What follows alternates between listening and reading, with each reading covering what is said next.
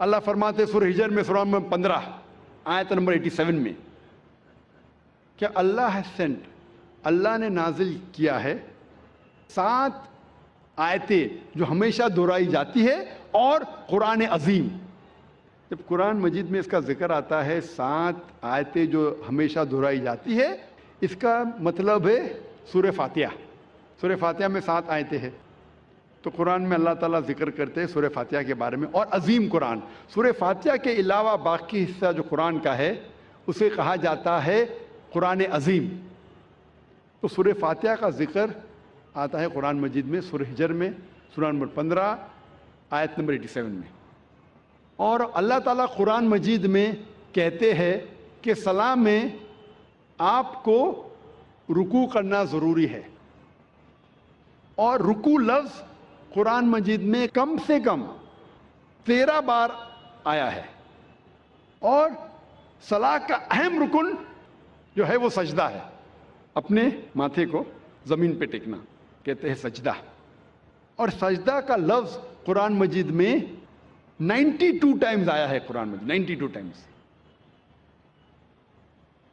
اور اللہ تعالیٰ فرماتے ہیں سورہ ال-عمران میں سورہ نمبر 3 آیت نمبر 43 میں، یا مریم مقنتی لربی کی وسجدی ورقی ما یا رقیم، کہ اے مریم آپ اللہ کی عبادت کرو اور سجدہ کرو اور رکوع کرو ان لوگوں کے ساتھ جو رکوع کر رہے ہیں۔ اور اللہ تعالیٰ فرماتے ہیں سورہ حج میں سورہ نمبر 22 آیت نمبر 77 میں کہ اے مومنو رکوع کرو اور سجدہ کرو اور اچھے کام کرو تاکہ آپ فلاح پاؤ۔ تو کئی بار قرآن مجید میں کہا گیا ہے رکوع کے بارے میں اور سجدے کے بارے میں۔ اور اس کے علاوہ قرآن مجید میں کئی بار کہا گیا ہے اطیعوا اللہ واطیعوا الرسول، اللہ کی اطاعت کرو اور اللہ کے رسول کی اطاعت کرو۔ کئی بار قرآن مجید میں آتا ہے۔ سورہ ال-عمران سورہ نمبر 3 آیت نمبر 32، سورہ ال-عمران سورہ نمبر 3 آیت نمبر 132، سورہ نساء سورہ نمبر 4 آیت نمبر 59، سورہ مائدہ سورہ نمبر 5 آیت نمبر 92، سورہ انفال سورہ نمبر 8 آیت نمبر 1، سورہ انفال سورہ نمبر 8 آیت نمبر 20، سورہ انفال سورہ نمبر 8 آیت نمبر 46، سورہ نور سورہ نمبر 24 آیت نمبر 56، سورہ نور سورہ نمبر 24 آیت نمبر 54، سورہ محمد سورہ نمبر 47 آیت نمبر 33، سورہ مجادلہ سورہ نمبر 58 آیت نمبر 13، سورہ تغابن سورہ نمبر 64 آیت نمبر 12۔ کم از کم قرآن مجید میں 12 جگہ کہا گیا ہے اطیعوا اللہ واطیعوا الرسول، اللہ کی اطاعت کرو اللہ کے رسول کی اطاعت کرو۔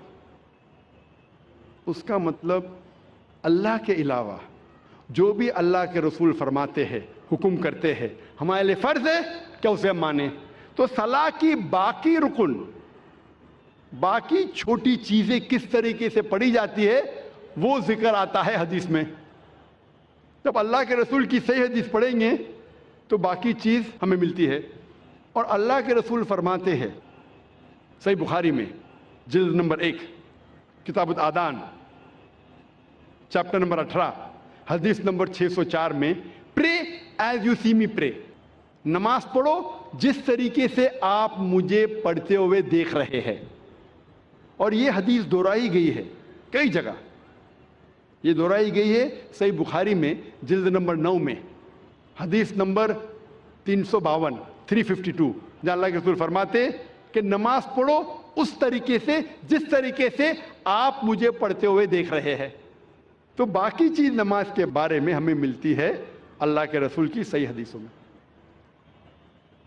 اللہ فرماتے ہیں سورہ داریات میں سورہ نمبر 51 چیپٹر 51 ورس نمبر 56 ورس 56، وما خلقت الجن والانس الا لیعبدون، اللہ سبحانہ و تعالیٰ نے جن اور انسان کو اسی لیے بنایا ہے تاکہ وہ اللہ کی عبادت کرے۔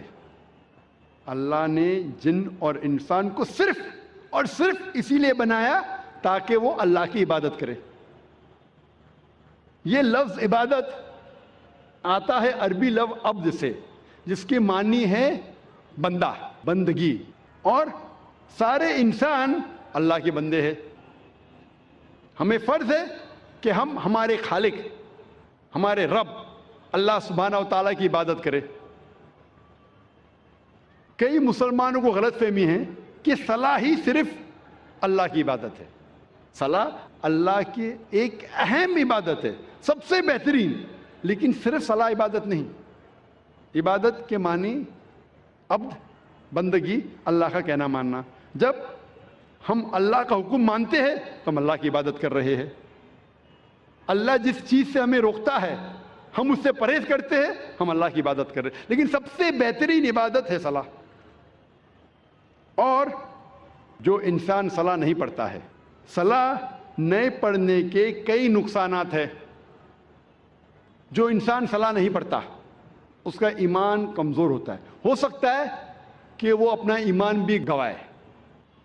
انسان سوچنے لگتا ہے کہ میرے پاس پیسہ ہے, میرے پاس دولت ہے, عیش ہے, آرام ہے, اللہ سے دور جاتا ہے. صلاح نہیں پڑھتا ہے اور دور جاتا ہے. صلاح نہیں پڑھنے سے آپ کی زندگی میں ڈسپلن نہیں آتا ہے.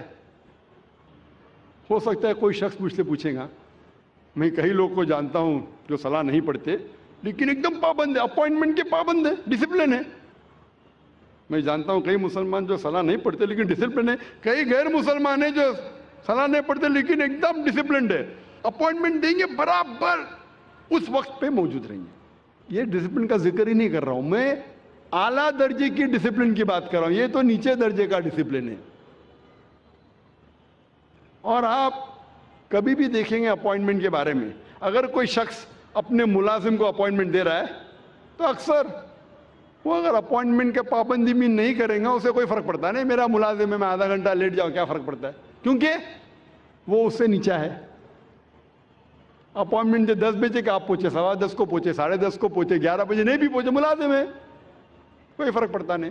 اگر آپ اپنے بزنس پارٹنر کو اپوائنٹمنٹ دے رہے, آپ کوشش کریں گے ٹائم پہ رہیں گے, میں میرے بزنس پارٹنر کو تکلیف نہیں دینا, اپوائنٹمنٹ کے ٹائم پہ رہیں گے.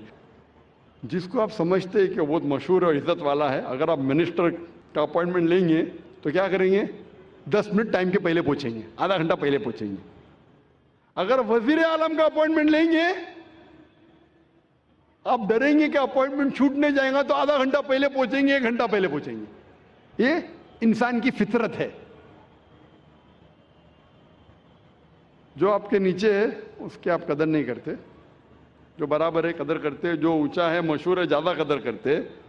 اس لحاظ سے اگر مان لو یہ چیز صحیح ہے, مان لو کہ یہ اپوائنٹمنٹ کا طریقہ صحیح ہے کہ اگر ٹکر کا ہے تو میں ٹائم پہ جاؤں, زیادہ اونچا ہے تو اور احتیاط رکھو.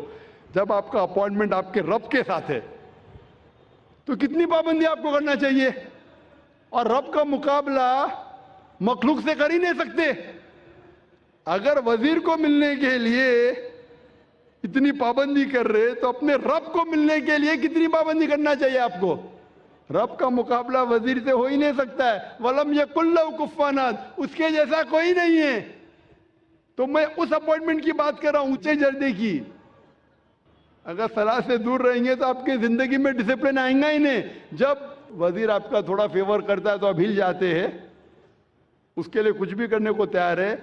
ہمارا خالق آپ کو زندگی دی ہے, ہمیں زندگی دی ہے, ہمیں اتنے نعمت دی ہے, ہم کتنا شکر ادا کرتے.